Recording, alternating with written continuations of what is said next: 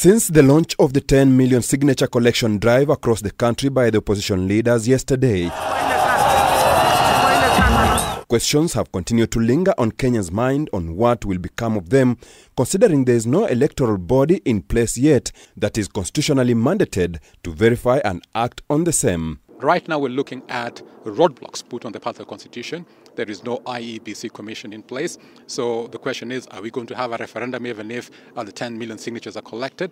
Are we going to have a boundary review process carried out during the time it's supposed to be carried out? The process of electing these people were also captured by the government. Because if they're interfering with our electoral process, they are interfering with our sovereignty and our way of how to delegate it. He was very clever that this could happen. That's why IEBC is dysfunctional, so that there is no way to execute even what is the Constitution. Despite the opposition leader Raila Odinga threatening to constitute an Azimio IEBC, stakeholders hold that the exercise ought to involve all players through a multi-sectoral approach. We will collect signatures from Kenyans, and I've said we will also form an electoral commission, and we will carry out a referendum to delegitimize this regime.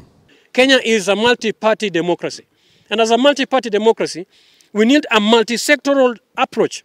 In this multi-sectoral approach, let's have a consensus built by all the stakeholders that the Constitution has produced. But despite the hurdles, experts say the signatures can still be forwarded to the courts for further directions. Article 1 says that our sovereignty can be exercised directly or through our delegated representatives.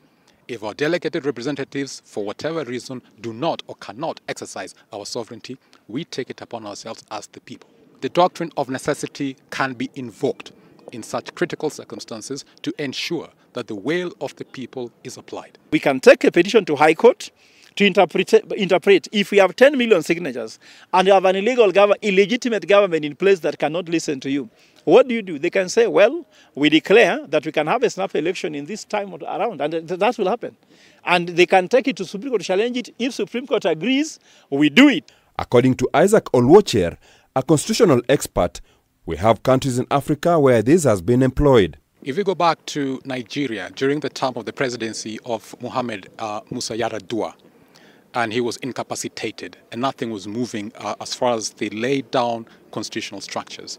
When the matter was taken to court, the courts ruled that when circumstances arise that you cannot implement the Constitution, you invoke what is called the doctrine of necessity, and what should happen as far as what the people are concerned is what eventually the courts will rule.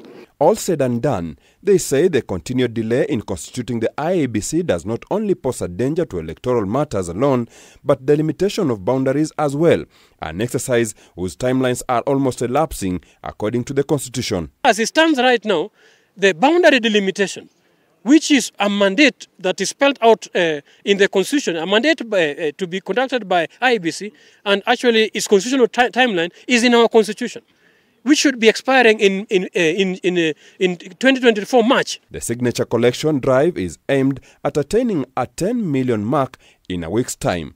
Philip Murutu, K24, Nairobi.